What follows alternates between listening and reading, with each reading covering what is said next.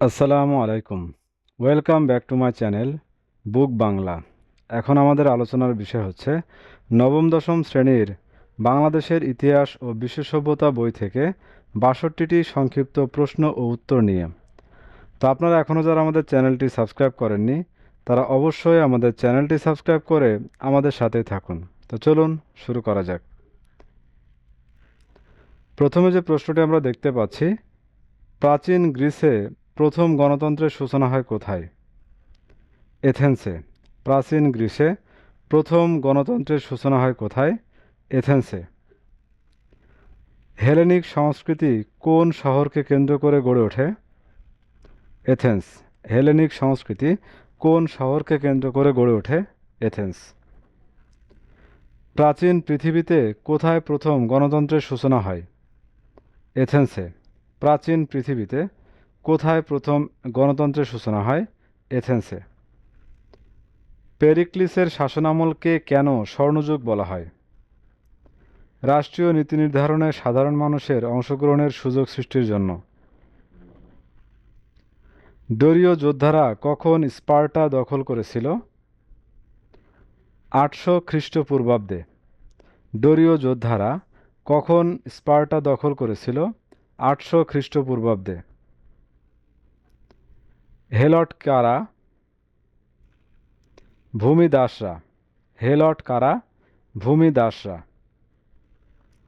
Greek সভ্যতার স্বর্ণযুগ বলা হয় কার সময়কালকে? পেরিক্লিস। গ্রিক সভ্যতার স্বর্ণযুগ বলা হয় কার সময়কালকে? পেরিক্লিস। পেরিক্লিস কত বছর রাজত্ব করেন? ৩০ বছর। পেরিক্লিস কত বছর রাজত্ব করেন? ৩০ বছর। এথেন্সে চূড়ান্ত গণতন্ত্র প্রতিষ্ঠা করেন কে?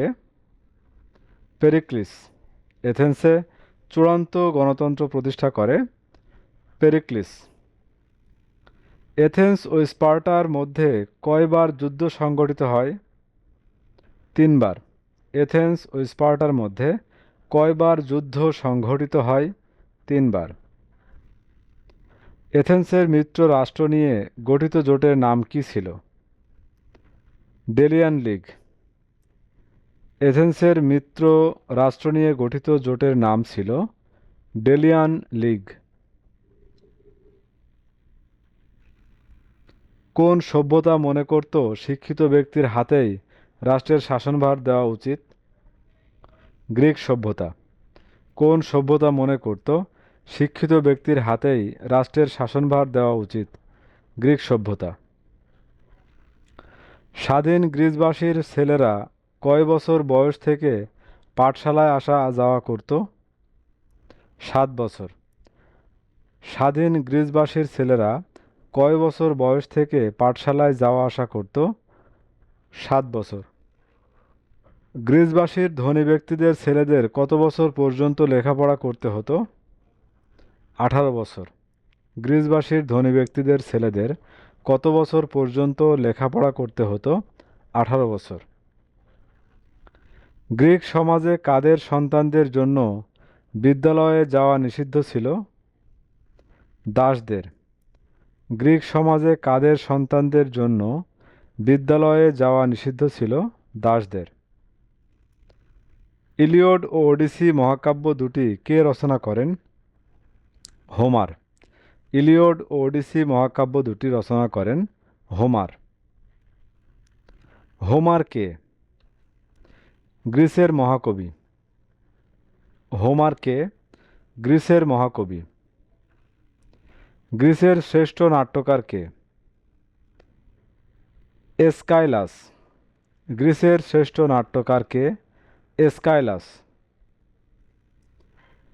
প্রমিথিউস বাউন্ড নাটকের রচয়িতা কে? এসকাইলাস। প্রমিথিউস বাউন্ড নাটকের রচয়িতা এসকাইলাস। প্রমিথিউস বাউন্ড কিসের নাম? নাটকের নাম। প্রমিথিউস বাউন্ড কিসের নাম? নাটকের নাম। হেরোডোটাসের জন্মস্থান কোন দেশে? গ্রিসে।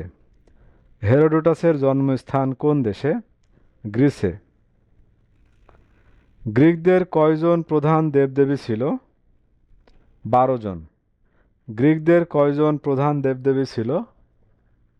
12 জন। গ্রিসে দেবতাদের রাজা ছিলেন কে? জিউস। গ্রিসে দেবতাদের রাজা ছিলেন জিউস। পোসিডন কিসের দেবতা ছিলেন? সাগরের। পোসিডন কিসের দেবতা ছিলেন? সাগরের। গ্রিকদের নিকট জ্ঞানের দেবতার নাম কি? এথেনা। গ্রিকদের নিকট জ্ঞানের দেবতার নাম কি? এথেনা। সক্রেটিস কিভাবে মৃত্যুবরণ করেন? হেমলক নামক বিষ পানে। সক্রেটিস কিভাবে মৃত্যুবরণ করেন? হেমলক নামক বিষ পানে। সক্রেটিসের শিষ্য কে ছিলেন? প্লেটো। সক্রেটিসের শিষ্য কে ছিলেন? প্লেটো। অ্যারিস্টটলের শিক্ষক কে ছিলেন? প্লেটো। অ্যারিস্টটলের শিক্ষক কে ছিলেন? প্লেটো। পৃথিবীর মানচিত্র প্রথম অঙ্কন করেন কারা? গ্রিকরা। পৃথিবীর মানচিত্র প্রথম অঙ্কন করেন কারা? গ্রিকরা। অলিম্পিক খেলার সূচনা হয় কোথায়? গ্রিসে। অলিম্পিক খেলার সূচনা হয় কোথায়? গ্রিসে। রোমান সভ্যতা কয় বছর স্থায়ী হয়েছিল? প্রায় 600 বছর। রোমান সভ্যতা কয় বছর স্থায়ী হয়েছিল? প্রায় 600 বছর।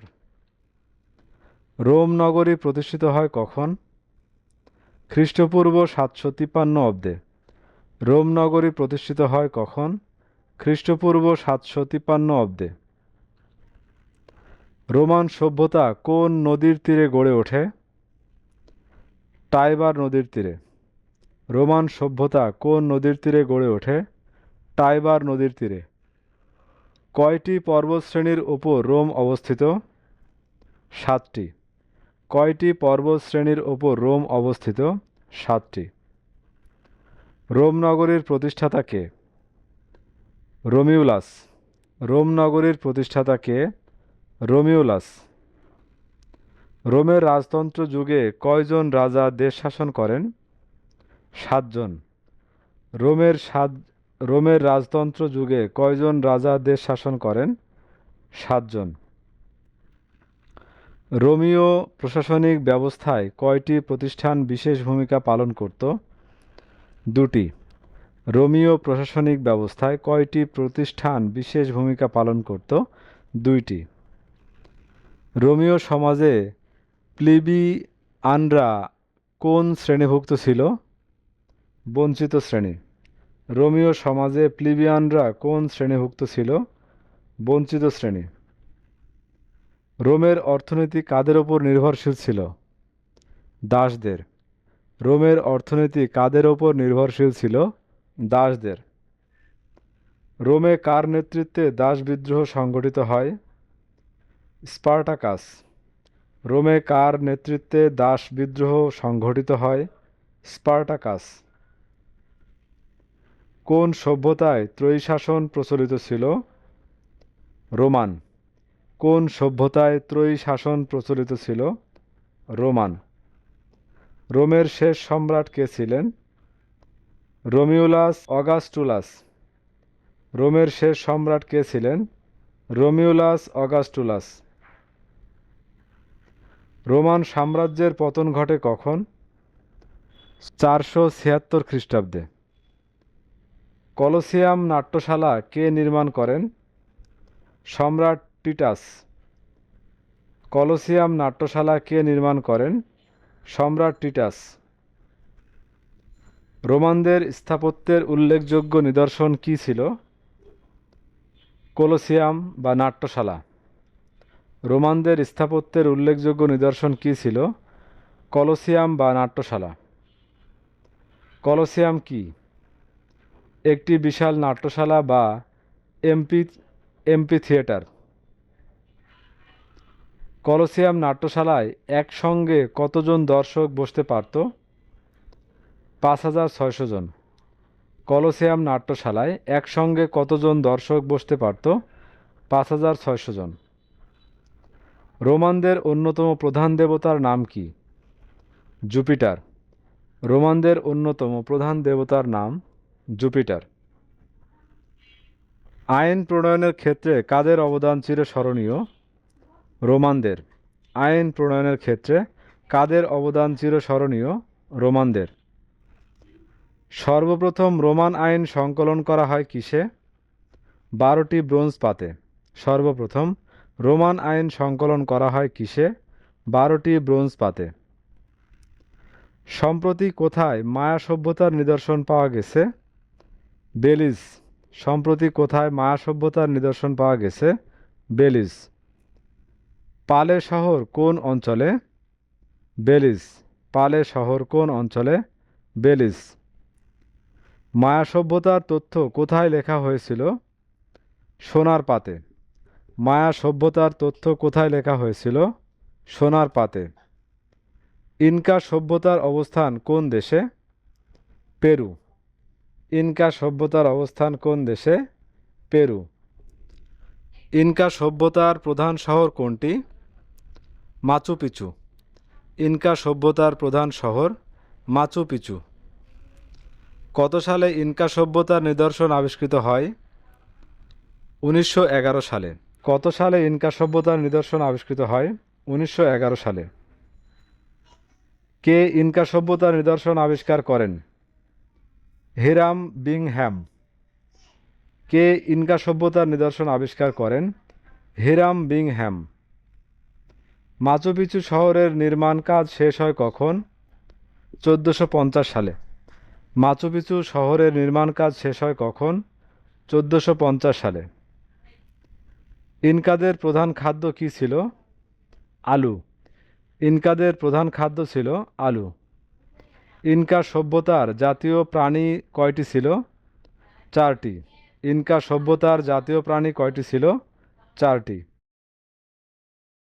ইনকা রাজ্যের সবচেয়ে বড় সূর্য মন্দির কোন শহরে ছিল? কুজকো শহরে। ইনকা রাজ্যের সবচেয়ে বড় সূর্য মন্দির কোন শহরে ছিল? কুজকো শহরে।